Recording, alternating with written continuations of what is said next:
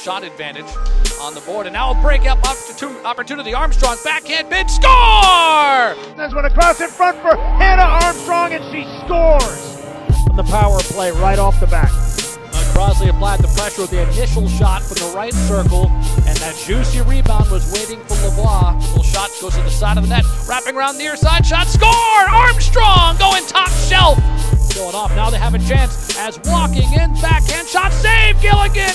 Hash marks, Hitchcock controls back to Megan Armstrong. She sends one in, save, rebound, score! The offensive zone, works at the Brock, Crosley, one-timer, tip, it goes high above the crossbar, out in front, Mork, score! Kayla Mork, the equalizer! Horn in the right circle to the face-off dot, drops it off in front, far post, Armstrong sends one off the post, Gifford is there, playing around in the crease, Armstrong shot, score!